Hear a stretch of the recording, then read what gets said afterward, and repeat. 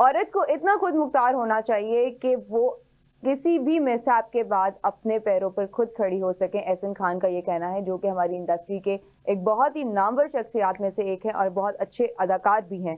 और उनका ये मानना है कि एक औरत को इंडिपेंडेंट होना चाहिए। जैसे कि हम सब जानते हैं कि औरत का कोई घर नहीं होता, छोटी सी एक बात पर भी अगर कल को अपने घर पे हैं तो भाई या कोई भी उठ के कह देगा आप चले जाओ यहाँ से, हम तुम्हें आग करके निकाल देंगे। अगर अपने हस्बैंड के घर जाती है शादी करके तो वहां पे किसी न किसी वजह से उसको बहुत ज्यादा टॉर्चर भी बर्दाश्त करना पड़ता है। उसके बाद कोई छोटी मोटी लड़ाई झगड़ा हो गया तो मर्द उठा के अपना मुंह खोल के कह देता है कि भाई निकलो हमारे घर, मेरे घर से।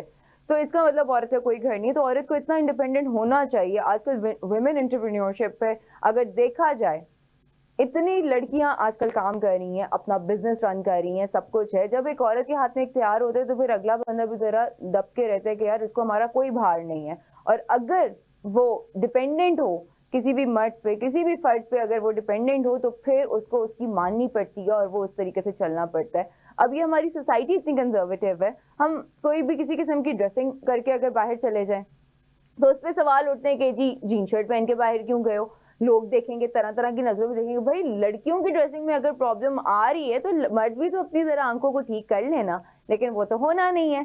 तो इसीलिए कहते हैं कि औरत को हर लिहाज से इतना इंडिपेंडेंट होना चाहिए कि वो किसी भी सिचुएशन का किसी वक्त भी फेस कर सके, उसको उसका सामना कर सके। तो इसी के साथ हमारे कमेंट सेक्शन में बताइएगा कि एहसन खान का ये कहना हमारी सोसाइटी के लिए ठीक था, स्पेशली लड़कियों के लिए ठीक था या गलत। और इसी के साथ मुझे इजाजत दीजिए, इंशाल्लाह जल्द हाजिर होंगी, तब तक के लिए अल्लाह हाफिज।